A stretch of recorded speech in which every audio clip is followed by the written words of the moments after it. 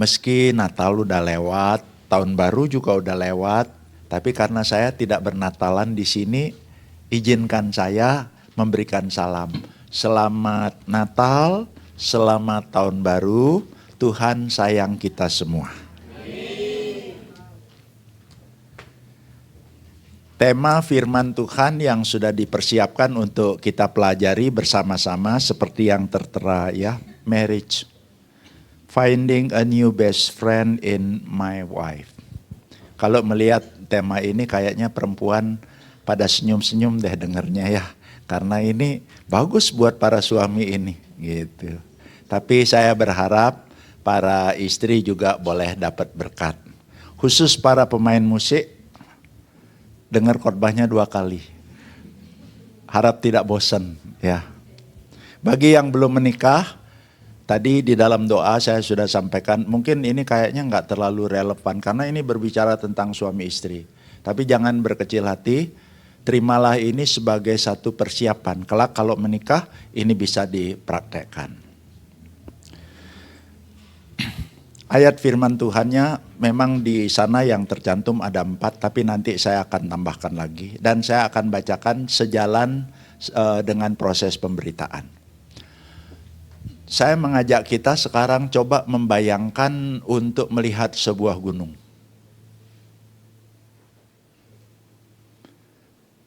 Saya bagi jadi 3. Yang paling bawah, kemudian area yang di tengah, dan area yang paling puncak. Nah yang paling bawah itu anggaplah kenalan. Jadi kita akan punya kenalan. Paling banyak jumlahnya. Di atas dari kenalan itu yang tadi di tengah, gunung itu di tengah, itu teman. Saya percaya kita punya teman tapi tidak sebanyak kenalan kita. Karena tidak setiap orang yang kita kenal kita jadikan teman, betul? Nah terus yang paling puncak itu sahabat. Jumlah sahabat tentu tidak sebanyak jumlah teman. Dan pasti lebih sedikit daripada teman.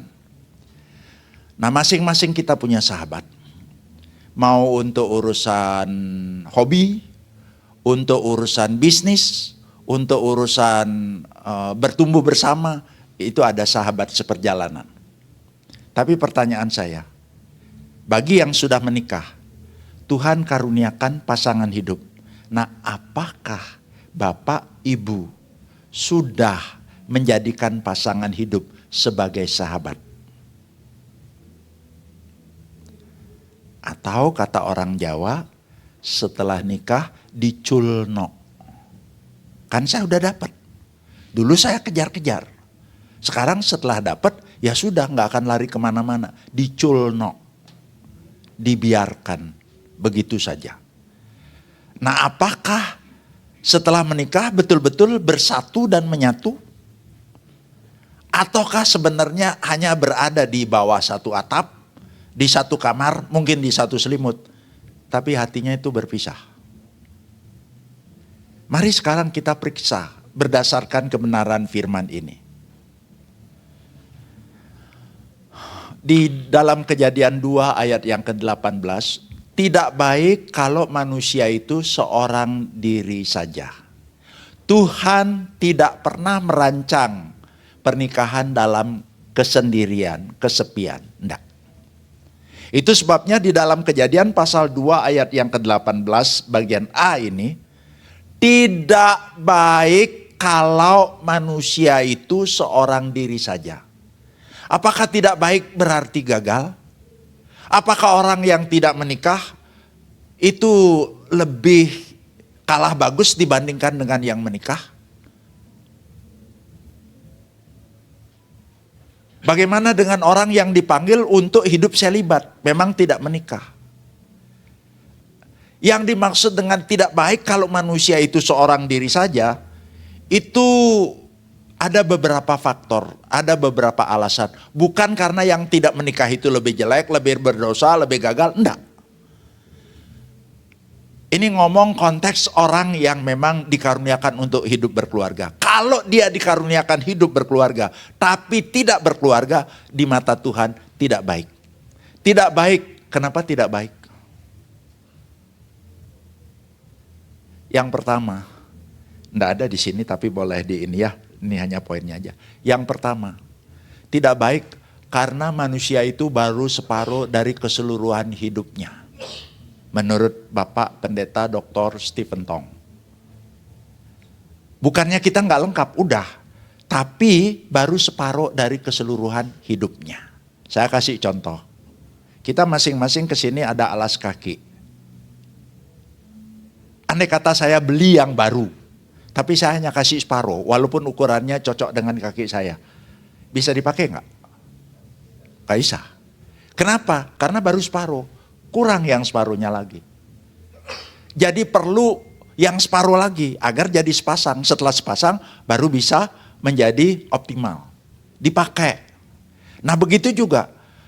Adam tidak lengkap tanpa Hawa. Kenapa? Karena di dalam penciptaan Adam itu tidak mampu memenuhi mandat Tuhan. Mana mampu Adam hamil? Mana mampu Adam bisa melahirkan keturunan? Seorang diri. Itu sebabnya Tuhan katakan tidak baik kalau manusia itu seorang diri saja. Itu alasan yang pertama. Karena enggak lengkap dan enggak mampu memenuhi mandat budaya dari Tuhan. Alasan yang kedua yang lebih praktis. Karena kalau orang itu dipanggil untuk berkeluarga, tapi tidak berkeluarga oleh sesuatu sebab. Sebabnya itu macam-macam. Terlalu cerewet misalnya. Entah yang cerewet dia atau yang cerewet orang tuanya, saya nggak ngerti. Seorang gadis misalnya. Laki ini baik-baik ngomong begitu ya. Aku kayaknya ada hati sama kamu. Aku nggak meminta jawaban sekarang. Kamu tolong doain ya. Harusnya kan kalau begitu ya. Oh iya terima kasih, mari kita doa bareng, gitu kan jawabannya. Tapi yang dijawab apa? Ngaca dulu, ngaca dulu.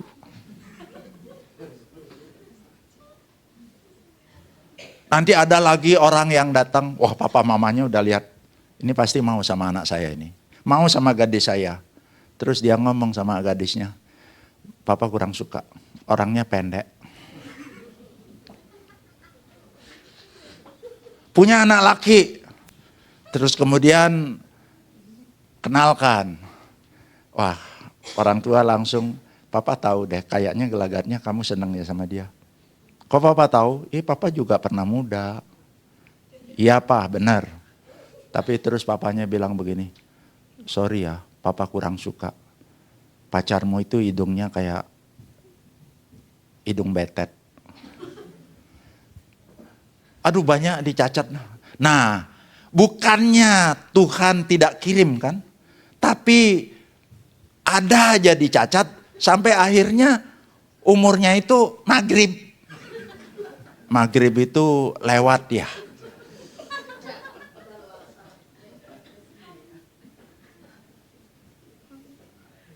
Makanya ada nyanyian darah daluarsa. Udah lewat. Kalau udah lewat orang mikir kan mau ini nanti. Misalnya saya jadi orang tua, punya anak umur 25, mau sama orang yang umur 30. Saya akan bilang dulu, nggak ada yang lebih muda kan gitu ya. Nanti akhirnya ini lewat tanpa berkeluarga. Nah itu maksud saya.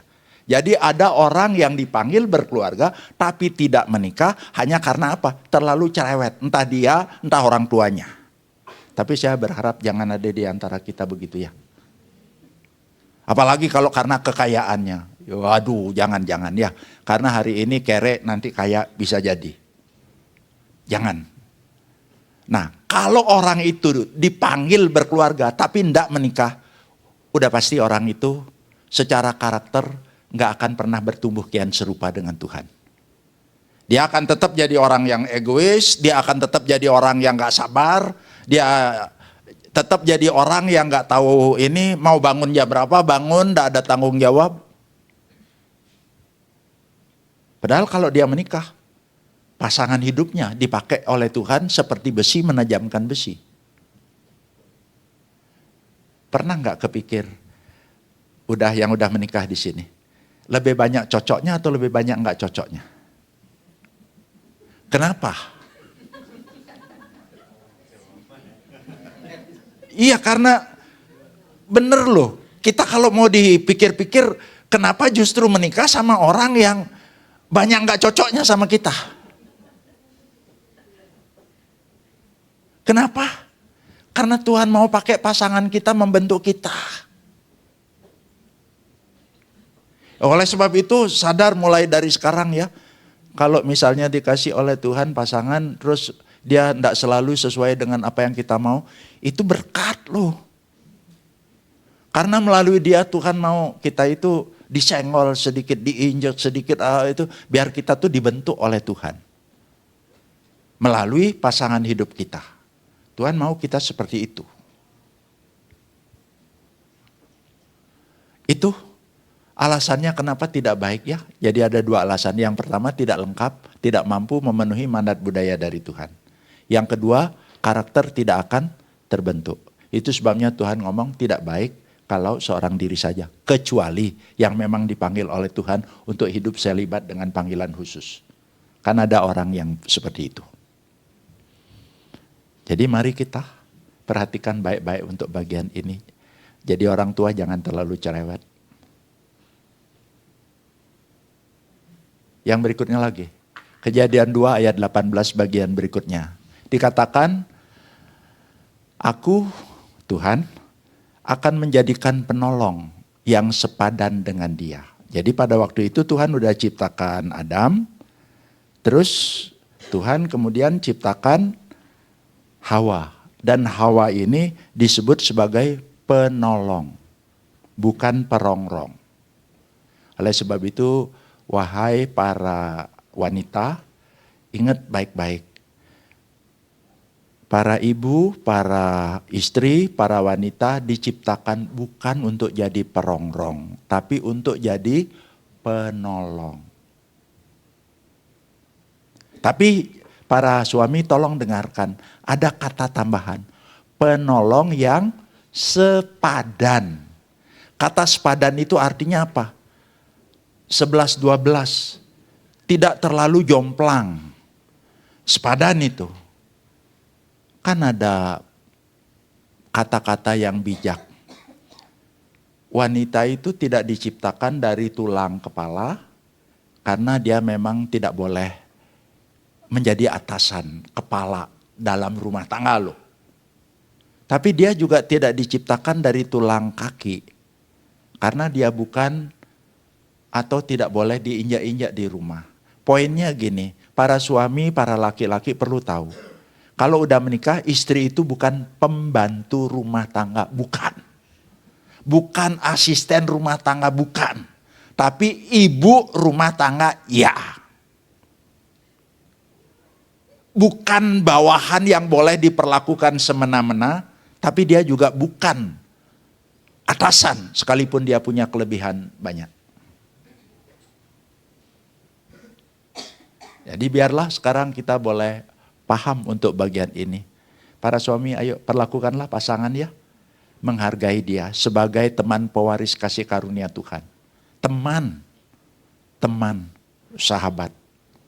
Ya, bukan bawahan. Kita masuk yang berikutnya lagi. Nah, tidak baik kalau manusia itu seorang diri saja. Lanjutannya Tuhan menyediakan seorang penolong baginya yang sepadan dengan dia. Terus apa yang Tuhan lakukan di Taman Eden? Tuhan yang menyatukan Adam dan Hawa sebagai suami istri. Makanya di Kejadian 2, seorang laki-laki akan meninggalkan ayahnya dan ibunya. Meninggalkan bukan berarti menterlantarkan, tapi mandiri. Lalu terus bersatu dengan istrinya, dengan suaminya. Kata bersatu yang dimaksud kayak 2 lembar kertas yang tidak boleh dipisahkan setelah ini. Terus kemudian ada satu kata berikutnya lagi, menjadi satu daging.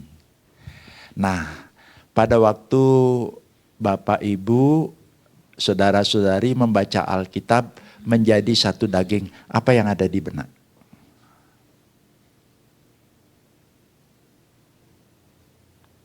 Oh, itu adalah hubungan suami istri, persetubuhan, tidak keliru. Emang betul, itu salah satu. Tuhan mau setelah seorang laki-laki dan seorang perempuan dinikahkan, Tuhan mau dua orang ini ada intimasi, ada keintiman, ada keakraban, ada kedekatan yang melebihi dari seorang sahabat dengan sahabat manapun juga. Dipakai kata yada. Itu hubungan yang dalam sekali. Dan itu hanya terjadi antara suami istri. Betul. Itu yang pertama. Jadi Tuhan mau ada berkat. Dan hanya boleh dinikmati di dalam bingkai nikah. Itu betul. Intimasi secara jasmani. Tuhan mau seperti itu. Itu anugerah dari Tuhan. Tapi selain daripada itu, menjadi satu daging bukan hanya urusan seksual. Menjadi satu daging juga intim secara rohani.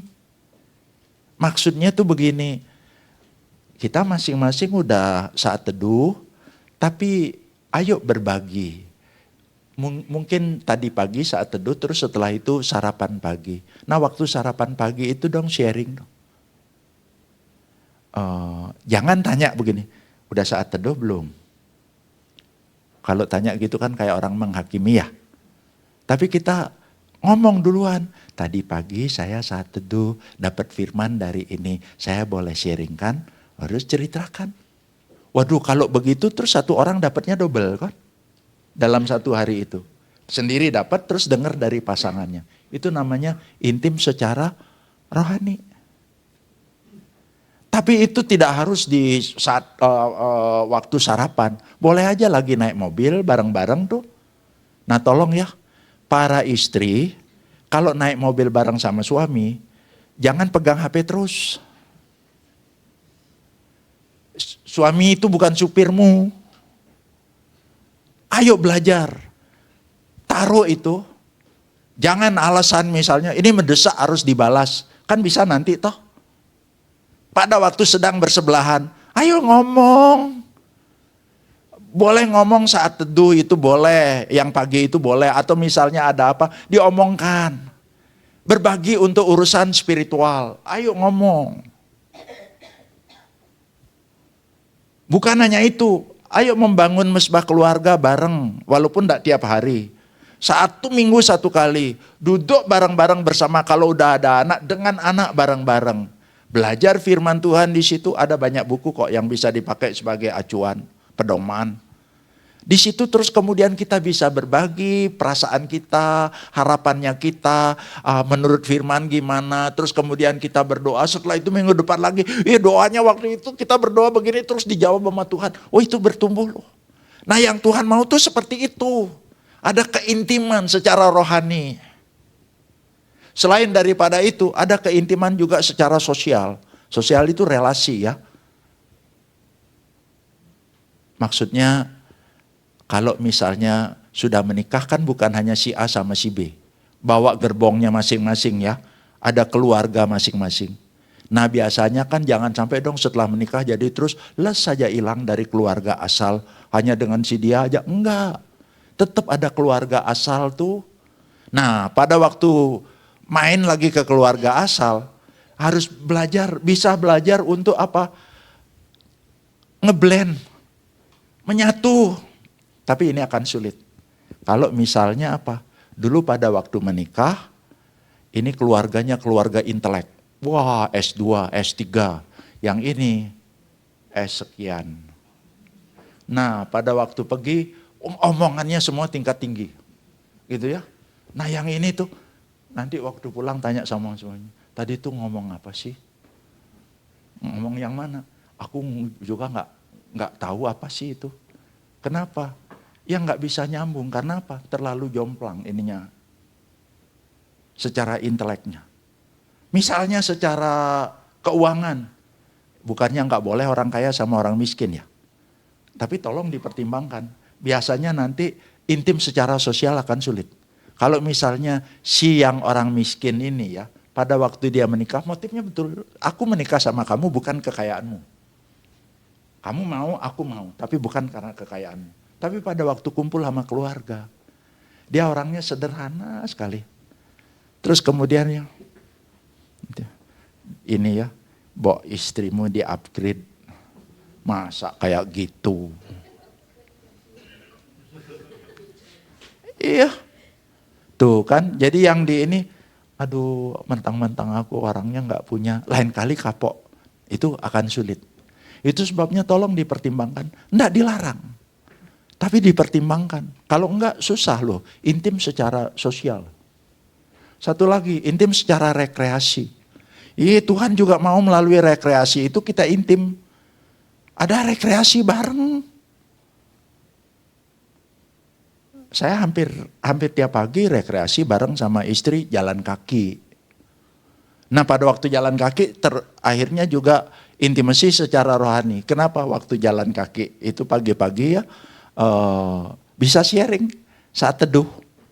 Kalau misalnya istri saya udah sharing, saya belum saat teduh, ya saya bilang, sorry papa tadi belum bersaat teduh. Tapi nanti bisa. Malam menjelang tidur mau doa, saya bisa sharing juga di situ. Intinya rekreasi ini loh, adalah jalan pagi olahraga bareng itu rekreasi. Jangan setelah menikah, aku punya hobi. Kamu udah tahu kan sebelum aku menikah, ya udah jangan larang aku. Aku mau mancing, ya aku mau mancing. Aku mau menembak, aku mau menembak. Ya itu ya, mau nembak ikan, mau nembak babi, pokoknya jangan larang aku. Nah kan kita nggak bisa begitu. Kalau udah menikah, ya ayo. Saya bersama-sama dengan istri 1 minggu 1 kali. Dulu aja dengan waktu masih ada anak. Pokoknya 1 minggu 1 kali pergi berdua, anak nggak ikut kok. 1 bulan 1 kali, ada 1 kali anak nggak ikut. Kami punya anak, Tuhan anugerahi 2. Jadi kalau 1 minggu pergi begitu ya, bareng-bareng rame-rame. Nanti ada kalanya saya hanya dengan istri saya. Ada kalanya dengan anak yang sulung aja. Ada kalanya dengan anak yang bungsu saja. Tidak apa-apa. Bagaimana kalau cuti tahunan? Rekreasi juga kan? Oh, waktu cuti tahunan juga bisa sekaligus intim secara rohani kok. Siapin bahannya dari rumah. Nanti terus kemudian di hotel sebelum pergi kemana-mana itu bareng-bareng dulu. Tapi terus kalau misalnya cutinya 7 hari. 5 hari bersama-sama dengan anak. Terus setelah itu tak pulangin anak. Dulu waktu kecil nangis dia. Yo, papa mama kok pergi lagi? Sorry, dengan anak udah ya, sekarang anak di rumah. Ini papa mama mau pergi berdua. Waktu itu dia nggak ngerti, tapi sekarang setelah nikah dia ngerti betapa pentingnya itu buat waktu buat papa mama. Jadi betapa pentingnya kita itu memiliki satu daging itu loh. Di dalam kehidupan kita sebagai suami istri. Penting.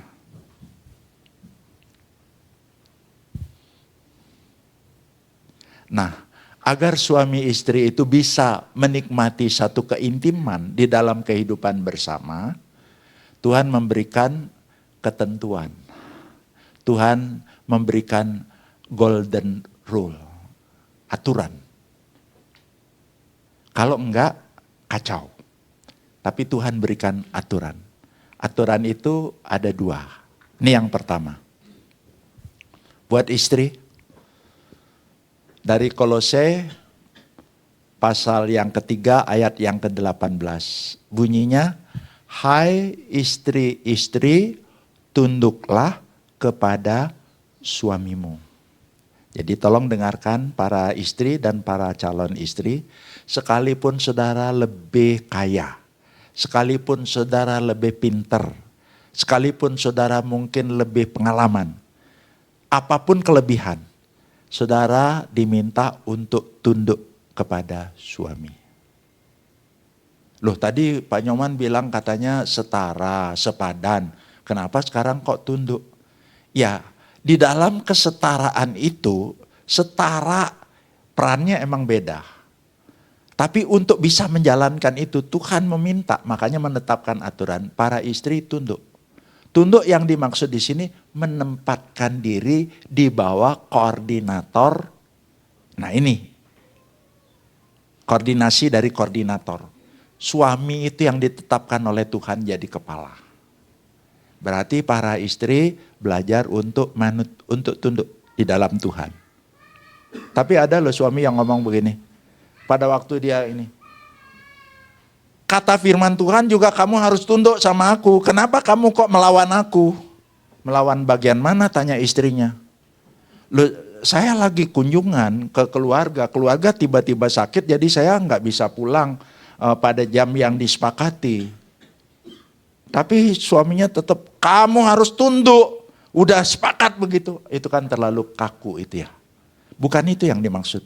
Jadi tunduk yang dimaksud di sini benar-benar menempatkan diri, mau taat kepada suami di dalam Tuhan. Nah, untuk bisa tunduk tidak boleh mengambil peran kepala, itu tidak boleh. Bagaimana kalau lebih pinter? Suami saya lebih pasif, suami saya lebih bodoh, suami saya lebih miskin. Gimana dong kalau begitu? Kalau ditanya, ini gimana? Ini gimana? Jawabannya pasti satu, terserah. Makan di mana? Terserah. Terus saya mesti gimana jadi istri? Ya, caranya begini. Tetap tidak boleh mengambil peran itu, tidak boleh mengambil peran itu. Caranya gimana? Hanya bisa ngomong, kalau misalnya kita makan di sini atau kalau misalnya keputusannya ini mungkin sampai nanti ujungnya situ. Kalau alternatifnya ini akan begini, sok atuh tinggal putuskan, silakan papa putuskan, silakan papi putuskan. Begitu caranya. Dikasih alternatifnya. Dibukakan pikirannya. Kalau laki-laki digituin ya, dia langsung terbuka, oh gitu, ini aja. Tapi tetap dia kan yang ngambil keputusan. Itu maksudnya. Belajar tunduk walaupun punya kelebihan, tapi hargai dia yang mengambil keputusan. Untuk bagian ini pasti istri-istri gak senang, tapi gak senang gak apa-apa. Itu firman Tuhan.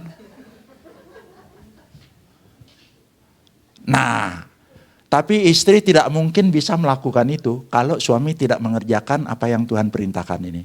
Nah, untuk bagian ini panjang lebar, tolong buka telinga lebar-lebar ya. Para istri pasti senang dengar ini. Nah, bagi suami di dalam Kolose 3 ayat 19, kasihilah, hai suami-suami, kasihilah istrimu dan janganlah berlaku kasar. Nah, berarti menurut kitab Kolose ini, salah satu bentuk kasih seorang suami terhadap istri, suami itu tidak boleh kasar. Kasar dalam hal apa? Yang pertama secara fisik udah pasti nggak boleh. Karena apa? Perempuan itu makhluk yang lebih lemah kok, walaupun dia penolong. Secara endurance dia lebih kuat. Saya katakan lebih kuat, kenapa? Laki-laki begadang satu malam, besoknya tepar. Kalau perempuan itu ibu ya, anak sakit 3 hari begadang nggak sakit-sakit. Nanti baru sakit setelah anaknya sembuh.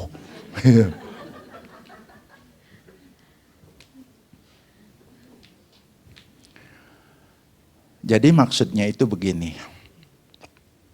Walaupun di dalam kenyataan istri itu memang penolong lebih kuat, tapi tetap dia baru bisa menjalankan perannya itu kalau dia itu dikasihi.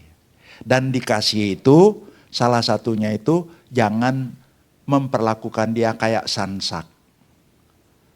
Saya enggak tahu apakah ada di antara kita yang suami di sini memukul istri, menampar istri, atau mendorong dia membenturkan ke tembok atau kemana saja.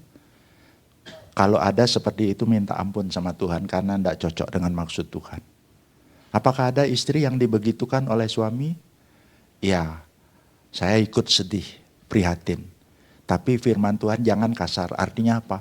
Tidak boleh melakukan physical abuse, melakukan kekerasan secara fisik, tidak boleh. Karena perempuan udah pasti kalah kok.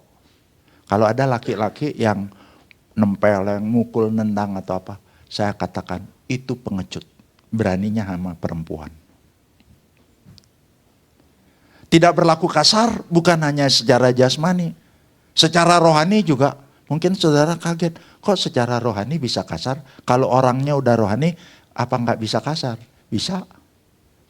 Apalagi sama Tuhan. Tapi bukan Bapak Pendeta, bukan juga Bapak Fian, bukan. Kasarnya gimana secara rohani? Kalau lagi gimana? Kutip ayat-ayat Alkitab. Kalau istri misalnya cerewet gitu ya, terus nanti pakai dah ayat Alkitab ya. Daripada ketemu sama beruang betina, ketemu sama orang cerewet, lebih bagus saya ketemu sama beruang betina. Nanti pakai ayat Alkitab, hai istri tunduk.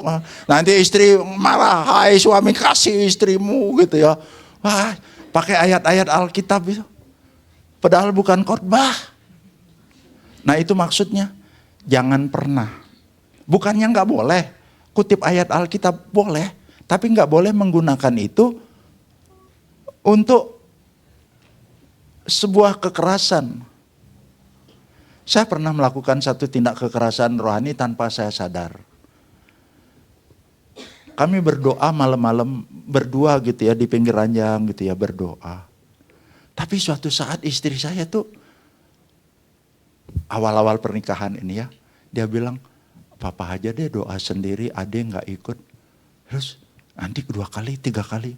Terus saya mulai tanya, kok sepertinya mama menghindar diajak berdoa, sebenarnya ada apa sih? Dia mulai ngomong, pada waktu papa berdoa, papa kan doain itu kelemahan ade ya.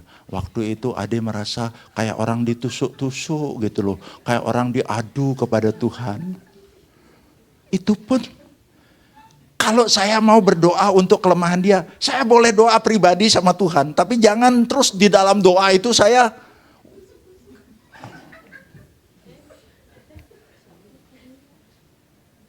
itu abuse secara spiritual loh. Yang nggak boleh lagi apa? Kekerasan di dalam hal keuangan. Udah harusnya ngasih uang, nggak dikasih. Alasannya macam-macam. Anak harus bayar ruang sekolah, masih tetap belum dikasih. Ada kan yang begitu? Kenapa? Ya bantulah kerja, mama kan udah kerja, punya, ya mama aja bayarin. Nah itu anak pun kan tersiksa kalau digitukan. Malu dia kalau digitukan. Itu untuk urusan uang. Tapi mungkin gak banyak lah. Tapi satu lagi mungkin ini gak pernah diomongin. Jangan pernah melakukan kekerasan secara seksual. Loh siapa yang bisa melakukan ini? Suami bisa, istri juga bisa. Loh kalau suami bisa, istri paham ya. Kenapa? Kadang-kadang suami itu terlalu atraktif. Pengen mempraktekkan apa yang ditontonnya itu. Tapi saya rasa bukan orang-orang di sini ya, laki-laki sini baik-baik. Tapi ada laki-laki yang udah kebiasaan nonton itu ya, link-link itu porno itu ya. Terjebak. Terus dia ingin mempraktekkan itu kepada istrinya. Sehingga istrinya tuh jadi jijik loh. Itu kekerasan loh. Jangan pernah paksa. Tapi perempuan juga bisa melakukan tindak kekerasan. Caranya gimana? Menolak. Loh pasti penasaran loh. Emangnya gak boleh nolak? Kalau lagi haid gak boleh nolak. Oh boleh menurut Alkitab. Tapi menolak kan yang bisa dipertanggungjawabkan. Kalau memang haid yang ngomong baik-baik, mau ya, maaf hari ini verboten. Ngomong baik-baik. Tahu verboten? Larangan masuk itu kan merah toh. Terus ada garis strip putih itu, maksudnya nggak boleh masuk gitu ya. Ngomong baik-baik. Tapi jangan sampai, ini yang menurut saya kekerasan secara seksual itu ini. Suami itu membutuhkan hubungan seksual lebih daripada perempuan.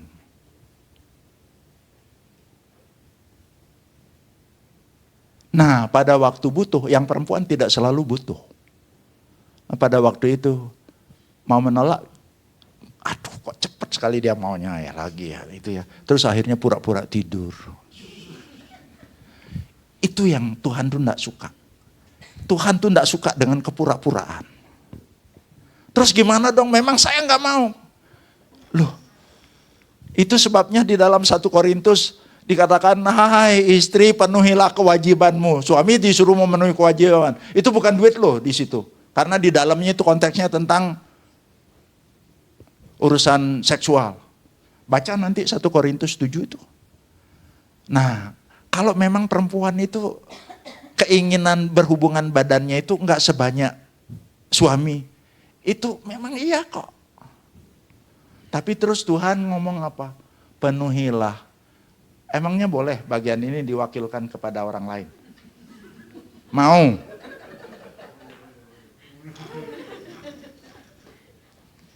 Yang lain bisa diwakilkan, tapi untuk urusan ini Tuhan, makanya Tuhan, kita bayar pajak nggak suka, tapi kewajiban itu. Untuk melakukan hubungan suami istri, sekali lagi buat perempuan itu, 1 bulan hanya pengen mungkin 1 kali, itu pun pada masa subur saja. Tapi buat laki-laki enggak kok. Lebih sering, ya itu pemberian dari Tuhan. Itu sebabnya para istri, tolong jangan melakukan tindakan kekerasan dengan menolak tanpa alasan yang bisa dipertanggungjawabkan. Kalau sakit, boleh. Boleh. Ngomong baik-baik. Tapi jangan pernah menghina. 1 kali dihina. Begitu dia loncat pagar 1 kali, merasakan sama orang lain, itu sebabnya bisa ada perselingkuhan. Jelek-jeleknya jajan 1 kali 2 kali, tapi selebihnya bisa berselingkuh. Mau narik nanti setelah itu susah sekali. Oke, hai suami, kasihilah istrimu. Jangan pernah berlaku kasar. Fisik, rohani, uang, emosi, termasuk urusan seksual. Saya mau tambahkan lagi sedikit di luar daripada ini. Dan saya ngambil waktu lebih panjang sedikit. Jarang kok khotbah di sini ya. Sekarang versi Efesus. Di dalam kitab Efesus pasal yang kelima, mulai dari ayat 25 sampai 33. Itu ada perintah. Hai suami, kasihilah istrimu seperti Kristus. Berarti sekarang di sini kan jangan kasar ya. Sekarang para suami diminta mengasihi istri seperti Kristus. Gimana caranya suami mengasihi seperti Kristus? Kalau ayat itu dilanjutkan sederhananya begini. Berkorban bagi orang yang dikasihi. Bukan mengorbankan orang yang dikasihi. Itu poinnya di situ. Tapi mengasihi seperti Kristus bukan hanya tidak boleh mengorbankan. Ayo kita belajar bagaimana cara Yesus mengasihi. Yesus tidak menikah. Ini bukan konteks suami istri. Tapi perhatikan bagaimana cara Yesus mengasihi. Yang pertama Yesus memberikan apresiasi. Memuji, tidak mencaci-caci terus kok. Masih ingat orang yang dikasih 5 talenta, 2 talenta. Begitu datang terus dia lapor, dipuji kan. Bagus sekali perbuatanmu itu. Maksudnya, ayo dalam konteks suami istri, jangan terus mencaci pasangan. Jangan terus ngomel, menyalahkan pasangan. Tapi belajar kita apa? Memuji. Mau tahu belajar bagaimana cara memuji? Kalau susah, saya juga susah. Tapi belajar. Nanti baca kitab Kidung Agung ya. Nah, di dalam kitab Kidung Agung itu, itu. Yang laki itu memuji. Mulai dari atas sampai ke bawah. Rambutmu bagaikan kawanan domba yang turun dari pegunungan Gilead. Oh, itu rambutnya bagus gitu, ikal gitu ya. Turun lagi ke mata, matamu bagaikan merpati, tulus, enggak ada kelicikan. Pipimu molek, udah gitu turun, bibirmu bagaikan tali kirmisi. Boh apa itu ya. Tapi maksudnya itu seksi gitu ya. Terus kemudian bukan hanya yang di luar, di dalam dipuji. Gigimu bagaikan kawanan domba yang baru dicukur. Rata maksudnya, enggak kayak saya bergelombang gini ya. Turun lagi. Lehermu bagaikan jenjang bagaikan menara Daud itu ya. Daud itu kalau punya menara ada senjatanya indah dilihat itu aman nyaman gitu ya. Wah itu dipuji juga. Turun lagi. Ini bukan kata saya tapi benar-benar di Alkitab 2 kali loh. Bagaikan 2 anak rusa buah dadamu. Tuh dipuji itu. Turun lagi. Bulet, pusarmu bulet bagaikan cawan. Turun lagi. Kakimu bagaikan tiang marmar. Wih. Wah para istri bilang, dengerin tuh. Ayo puji saya gitu ya. Tapi yang perempuan juga disuruh memuji. Ada di situ di dalam kitab Kidung Agung itu ya. tampan kau kekasihku. Itu ya. Walaupun kekasihnya nggak tampan, tapi tetap bilang aja tampan. Tuh, Tuhan memuji. Ayo belajar. Ini sederhana banget loh. Dan ini ada di dalam Alkitab yang saya omongkan ini. Kitab Kidung Agung, ayo belajar itu. Bayangkan kalau orang itu ya, diapresiasi ya. Itu kan senangnya tuh luar biasa. Tapi kalau terus ketemu, diejek, diomelin, disalahin. Aduh, urusan-urusan sepele, urusan receh, jangan ribut lah, jangan terus menyala-nyalakan aja. Mengasihi lagi, yang kedua apa? Melayani. Ayo belajar, jangan gengsi ya untuk melayani. Karena melalui suami bisa melayani istri, istri merasa dia itu bukan dikurangkan, tapi dia merasa diperhatikan dan dibantu. Yang berikutnya lagi, memberi hadiah. Yesus memberikan hadiah keselamatan buat kita. Karena begitu besar kasih Allah gitu kan. Itu hadiah terbesar loh. Dan hadiah terbesar itu paling kita butuhkan. Nah, oleh sebab itu ayo kita belajar. Kasih hadiah kepada pasangan hidup kita. Nggak usah tiap hari, kalau tiap hari bosan nanti. Kita berikan hadiah. Hadiah nggak harus mahal kok. Tapi biarlah hadiah yang kita beri itu perwujudan dari perhatian kita kepada pasangan kita. Selain dari memberi hadiah apalagi? Memeluk. Jangan hanya motornya yang dipeluk, raketnya yang dipeluk. Ayo belajar peluk itu pasangan hidup. Emangnya Yesus memeluk? Kan Yesus enggak suami istri. Betul. Tapi Yesus coba ingat. Waktu anak-anak datang. Murid-muridnya nganggap itu pengganggu ya. Pergi jangan. Yesus bilang jangan. Biarkan datang. Setelah itu apa yang dilakukan oleh Yesus? Yesus peluk anak itu kan. Ayo, saya mau tanya. Kalau yang udah menikah ini. Tiap hari peluk enggak suami? Itu suami peluk istri enggak? Kalau udah punya cucu, tiap saat cucunya cucuk dicium. Pasangan hidupnya enggak pernah dicium lah. Dia lupa begitu ya. Kalau dibilangin begitu, ini masih halus, yang itu udah kasar. Dan jangan lupa, itu benar-benar Tuhan karuniakan, ini tangan ini peka sekali ya. Kalau sampai benar-benar ya, lagi stres, suami lagi stres pulang dari kantor gitu ya. Mbok ya jangan banyak ngomong, protes, ini di rumah gini-gini, anak mulu gini-gini. Mbok ya belajar ya. Papa kelihatannya capek sekali ya. Nah giniin ya. Papa kelihatannya capek terus pegang gininya sebentar aja. Itu loh khasiatnya tuh luar biasa. Pori-porinya itu akan mengeluarkan semua ketegangan itu ya. Aura yang negatif itu kayak orang keluar ser-ser. Dan itu akan ada satu kenikmatan tersendiri. Ayo sama-sama ya. Istri begitu, suami juga begitu ya. Jangan pelit untuk memeluk, ya mencium gitu ya. Tapi yang pasangannya loh, jangan mencium orang lain. Satu lagi, mengasihi seperti Yesus. Yesus disalib sengsara banget loh. Tapi pada waktu orang yang ada di sebelahnya ngomong, Yesus ingatlah akan aku, Yesus abaikan gak? Yesus nyaut kan? Kita belajar apa dari situ? Belajar, pasang telinga. Walaupun laki-laki itu telinganya tipis, enggak suka dengar banyak omongan. Tapi belajar. Itu caranya mengasihi seperti Yesus, jangan mengorbankan pasangan, tapi berkorban buat pasangan. Dan juga mengasihi seperti Kristus, memuji, jangan mencaci, memberikan hadiah, melayani, mendengarkan, memberikan elusan, kecupan. Saya lanjutkan lagi. Di dalam ayat berikutnya, Efesus 5. Mengasihi seperti tubuh sendiri.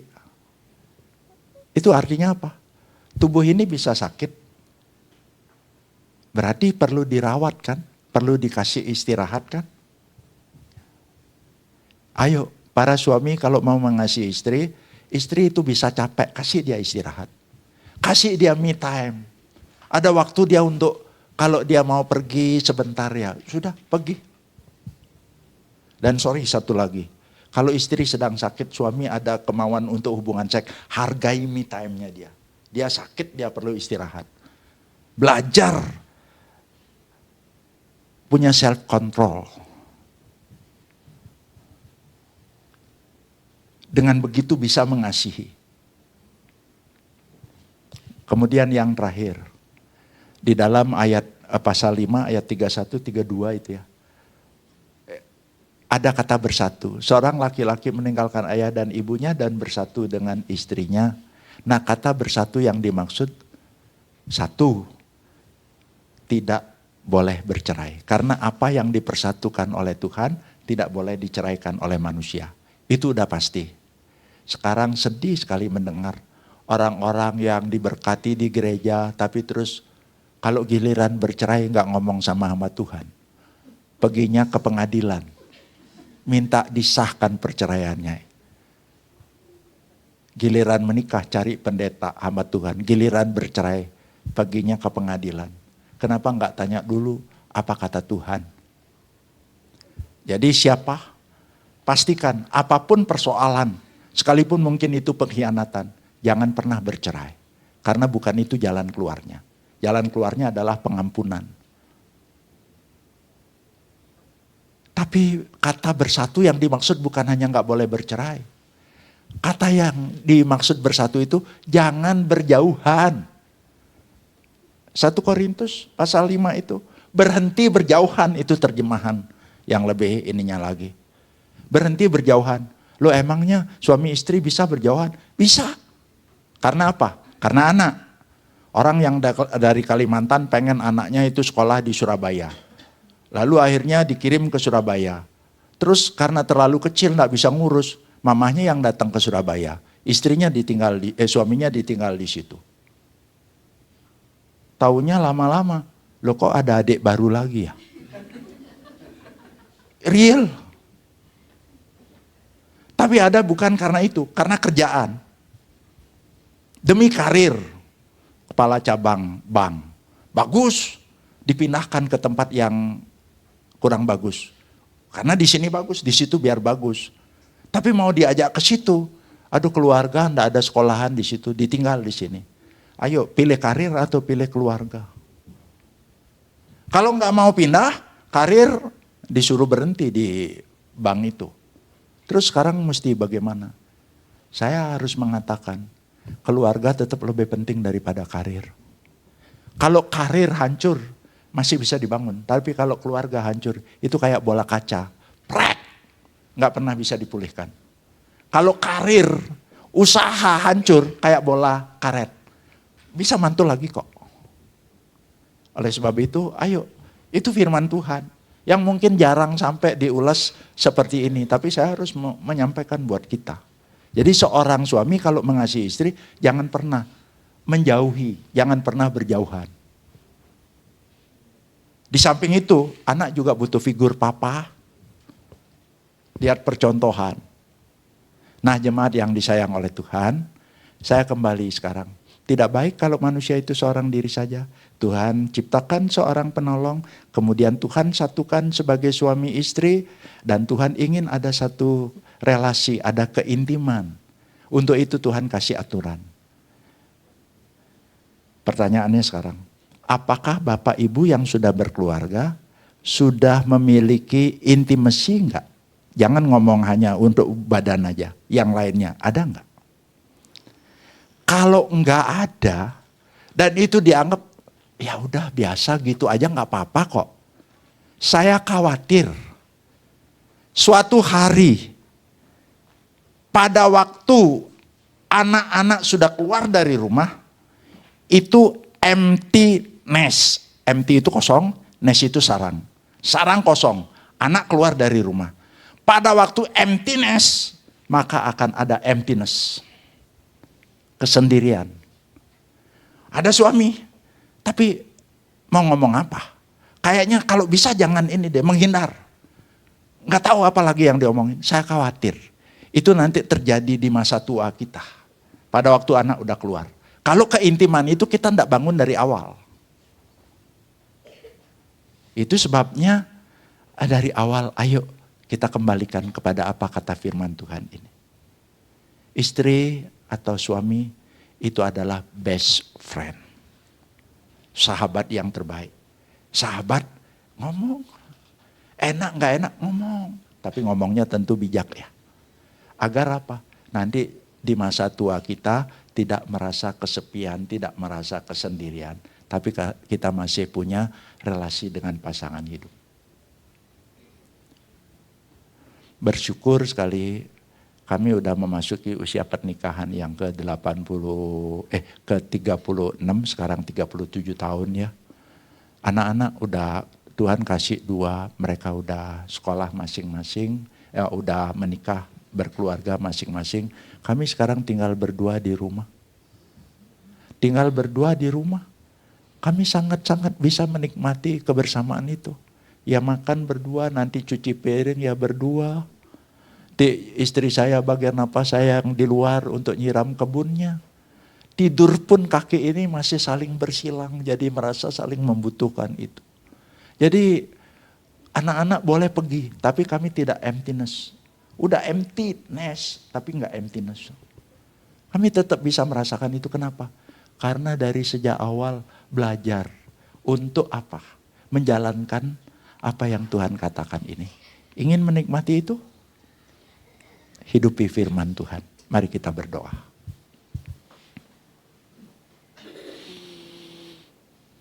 Sebelum saya menutup di dalam doa, bolehkah saya bertanya, Bapak Ibu, para suami, istri, setelah mendengar firman ini, Bapak Ibu berada di mana?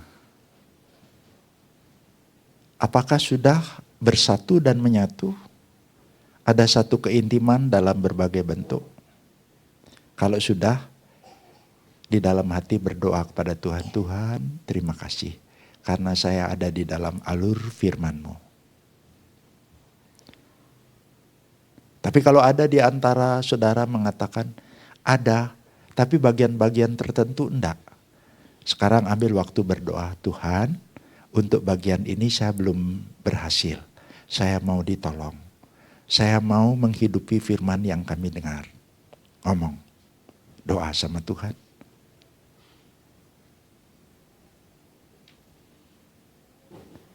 Yang terakhir, kalau ada di antara saudara, saya benar-benar malu sekali, jauh sekali dari apa yang Tuhan mau. Jangan berkecil hati. Hari esok masih ada, tapi persoalannya mau gak taat sama firman Tuhan. Katakan kepada Tuhan, Tuhan saya emang bukan suami yang sempurna, bukan istri yang sempurna. Tapi dengar firman itu, saya mau Tuhan, mau seperti itu. Tapi saya sendiri gak kuat, tolong saya ya Tuhan. Boleh berdoa seperti itu.